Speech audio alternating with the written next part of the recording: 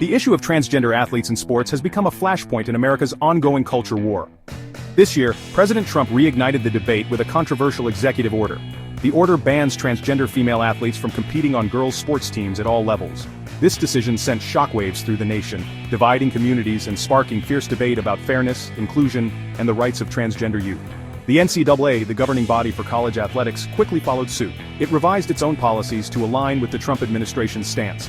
This move effectively bars transgender women from competing at the collegiate level. The NCAA's decision has drawn criticism from LGBTQ+ advocates and allies who argue that it discriminates against transgender athletes and denies them equal opportunities. The debate surrounding transgender athletes is complex and emotionally charged.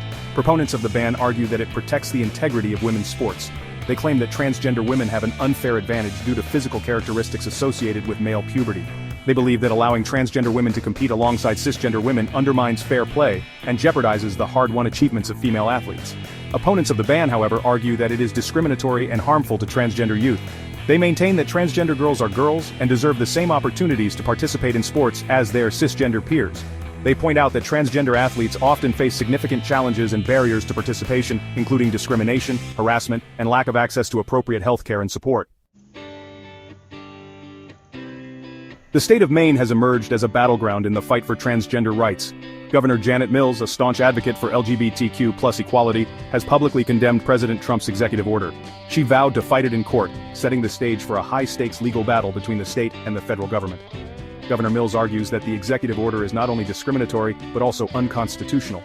She maintains that it violates the Equal Protection Clause of the 14th Amendment, which guarantees equal protection under the law to all citizens. She has vowed to use all legal means necessary to protect the rights of transgender students in Maine. Maine's defiance of the federal government's stance on transgender athletes reflects the state's commitment to LGBTQ+ inclusion. Maine has a long history of progressive policies on LGBTQ+ rights, including marriage equality and anti-discrimination protections. Governor Mills's stance on this issue is consistent with Maine's values and its commitment to creating a welcoming and inclusive environment for all its residents. The state of Maine's decision to challenge the Trump administration's executive order has been met with mixed reactions. Supporters of Governor Mills's stance applaud her courage and her unwavering commitment to protecting the rights of all Mainers. They see her actions as a necessary step in the fight against discrimination and bigotry. The conflict between President Trump and Governor Mills escalated into a public war of words. At a recent meeting of governors, the two leaders clashed over the issue of transgender athletes. Trump threatened to withhold federal funding from Maine if the state refused to comply with his executive order. Mills, known for her no-nonsense demeanor, refused to back down. She responded to Trump's threat with characteristic defiance, saying, "See you in court." The exchange, captured on camera, quickly went viral, further fueling the national debate. The confrontation between Trump and Mills highlights the growing tension between the federal government and states like Maine that are pushing back against Trump's policies. It also underscores the high stakes involved in this debate, as federal funding for education and other essential services hangs in the balance. The Trump administration argues that it is simply enforcing Title IX, a federal law that prohibits sex discrimination in education programs that receive federal funding. However, critics argue that the administration is misinterpreting Title IX to advance a discriminatory agenda. The legal battlefield surrounding transgender athletes is increasingly focused on Title IX and executive orders.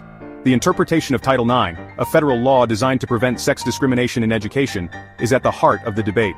The Trump administration's stance has been to interpret Title IX as excluding transgender women from participating in women's sports.